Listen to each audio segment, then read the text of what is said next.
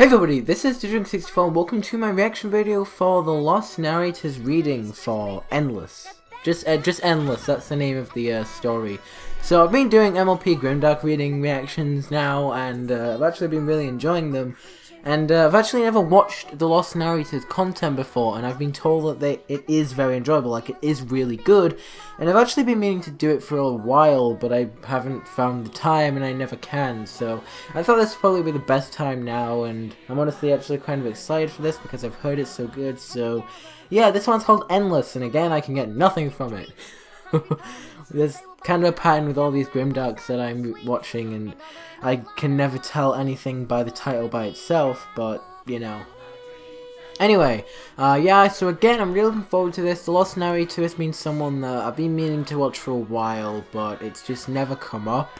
I watch a lot of more Magpie Pony because I've been watching a lot of Pinky Tails, and I do plan on reacting to Shaladin soon, so there is that.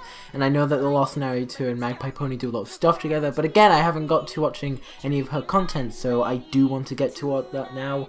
But anyway, let's just go ahead and get straight into Endless. 3, 2, 1. Okay.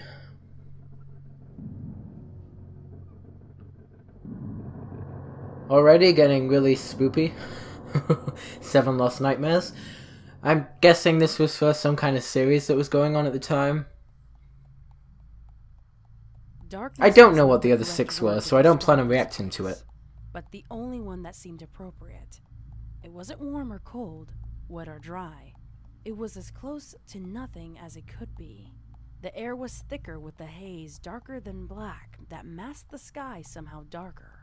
There was a ground, uneven and rough like gravel, yet her hooves still echoed with each step.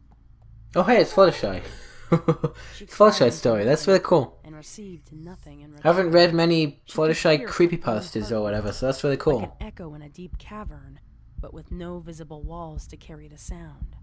She wasn't sure why, but she was compelled to keep moving, putting one hoof in front of the other, hoping that by wandering around this place, she could find some kind of sign or hint to where she could be. Can any pony hear me? Can any pony hear me? Can any pony hear me? She tried again. Oh, that's weird. That's like in all directions, going through like the left and right on my headphones. That's really cool. She cried, curling up on the ground and covering her ears. Oh, it's incredibly creepy. Out as much of the sound as she could. And without warning, the I like that. And left her in an eerie silence. Fluttershy clambered to her hooves and began to run, unsure which direction to take or how to escape this confusing place. She was too afraid to take flight here, worried that she would become even more confused and turn around, or even slightly afraid that she might forget where the ground was. This place wasn't a place like she had ever seen, and she didn't trust it. It reminded her of something that might have come from his twisted imagination. Discord. That thought triggered a reaction of okay, so it's all Discord's fault. Running, panting softly for breath. He was the reason she was here, though she couldn't find it in her heart to blame him. He truly believed he had made the right choice when he... Fluttershy's thoughts were cut off. Her ears twitched when she heard the soft sound of scratching somewhere behind her. She started running again, this time sobbing as she did. She didn't know what was coming, but she knew it was important not to get caught. She ran from the sound, then stopped, digging her hooves into the gravel in confusion when the sound came at her from a different direction. She recognized the feeling of dread and knew that she had faced whatever this was before. Faced it in her dreams. Her nightmares. This time, however, it wasn't a nightmare, and not even Princess Luna herself could protect her from what was coming. He just wanted to keep his friend forever. He didn't mean to hurt me. Fluttershy pleaded into the darkness. So did Discord kill Fluttershy then? Scratching just got louder.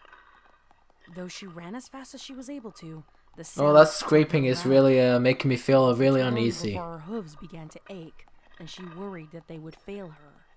As the little hope she clung to threatened to give out, Fluttershy saw a faint outline of an iron fence come into view. Something, anything would be a welcomed sight. As Fluttershy neared the fence, The scratching noises softened until they disappeared back into the darkness. She stuck her hoof out to touch the metal, but hesitated, sensing an unspoken danger here as well. Rather than take her chances, she avoided the metal and walked along the side of it instead. As she walked, she noted the deterioration of the metal and the bent and misshapen spires. Their decay gave Fluttershy the chills. It looked unnatural in comparison to the other worn fences she had seen in her lifetime. Eventually, the metal fence had faded and crumbled, leaving nothing but unforgiving ground where it once stood. Fluttershy was so preoccupied with the actual fence that she only now discovered what lay beyond it. There were little patches of grass, trees, and shrubs that blended faintly in the darkness that surrounded it. Fluttershy strained her eyes when she caught sight of what she believed was a welcomed sight. Angel? Angel, is that you? She called, racing towards Yeah, her that's the along last the thing I'd want to see when I was dead. She reached Angel him, Bunny. however, she discovered he was nothing more I than a really, mound of dust, really hate Angel so Bunny. perfectly sculpted to look like her dear pet. And I can't be the only one that thinks so. I mean, Angel, he's an asshole. I've missed you so much. She reached out a hoof to touch him, but he disintegrated into dust. Fluttershy sobbed. The memory of him tugged at the back of her mind. Yay. She reached down to the unforgiving soil to resculpt him from the dust. He had ears like this. No, maybe they were longer. No, his nose was different. This isn't right. I can't remember. It's been so long, I can't. Fluttershy broke into sobs again, and the dust that remained blew itself into nothing. She stayed curled on the ground in her tears until she heard the scratching again. This time, though, she didn't care. She wanted it to find her.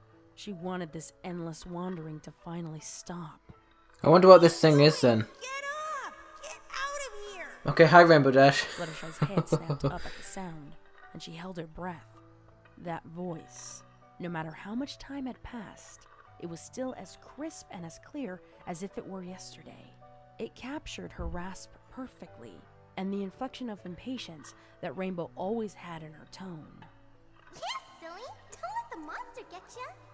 Another familiar sound, this one so delightfully out of place with its bubble. Also, this is some damn good voice acting for like His Fluttershy, optimism was Pinky, and totally out of Rainbow. place to begin with. Fluttershy raced towards the sound of their voices. Pinky, Rainbow, where are you? Please, please say something else. Fluttershy, get out! Not until I find you. We're not lost, silly. You know exactly where we are. We're right where you left us. All of us. Fluttershy disregarded what was being said. She just wanted to find them. I've been looking for you all for so long. It feels like ages. She ignored the pain throbbing of her hooves to pursue her dearest friends, and through the haze, she could at last see. Also, this piano music in the background is so freaking cool. And they looked like they were ready to embrace her again. This time, her tears fell in gratitude, and no amount of pain could keep her from her friends. At long last, she reached them. She didn't hesitate, throwing her hooves around Rainbow to hold her close. Oh, Rainbow, I've missed you. She stopped, realizing the object she held now was cold and hard. She jerked herself away from it in confusion. She had been hugging a single flat stone that was sticking up unnaturally from the ground. There were 5 stones just like it in the place of all of her friends. No. No, please. I've waited so long to see you. I can't lose you all again.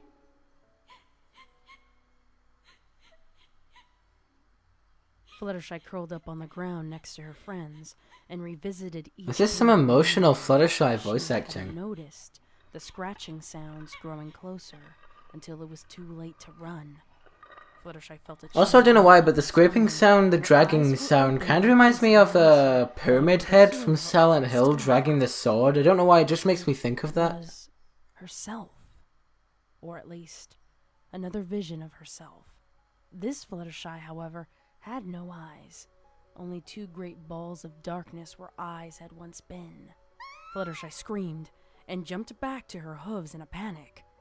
The dark Fluttershy only smiled and offered out her hoof where a sharp, bloodied knife rested. It didn't take long for her to start running again, but the pain in her hooves compelled her to fly. The dark mist grew thicker as she climbed into the air, her wings struggling to keep her airborne.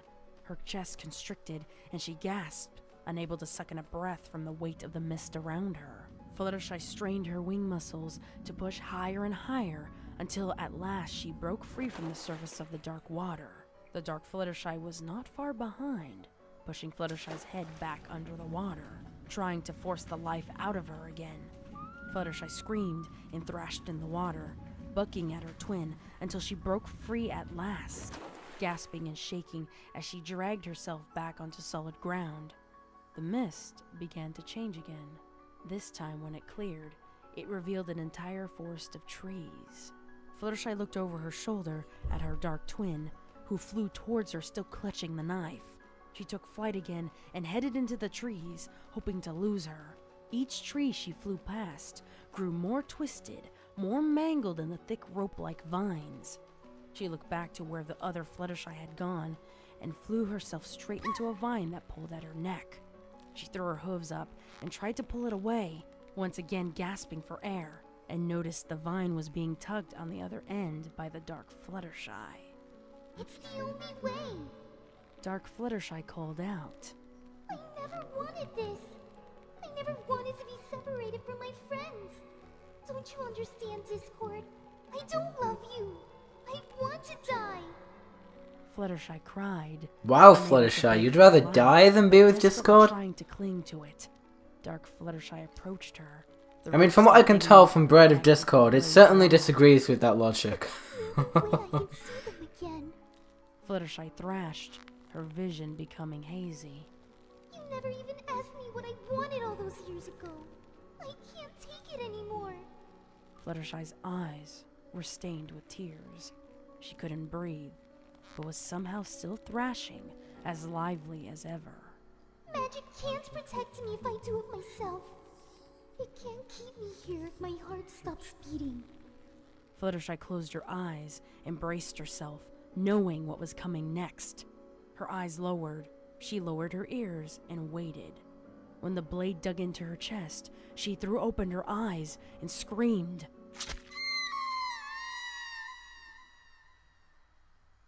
Oh no, Fluttershy. Once again, she was on the ground. Nothing visible but the dark haze that cloaked the even darker sky. Hello? She called out, feeling an unnerving sense of dread, even though she didn't know why. That's when she heard the scratching. The scratching legitimately makes me feel uneasy, I'm not actually joking. Oh, that was good. That was good. Incredibly good.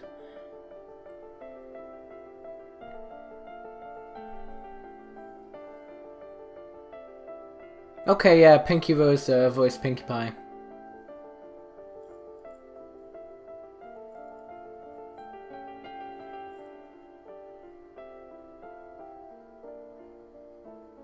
Okay.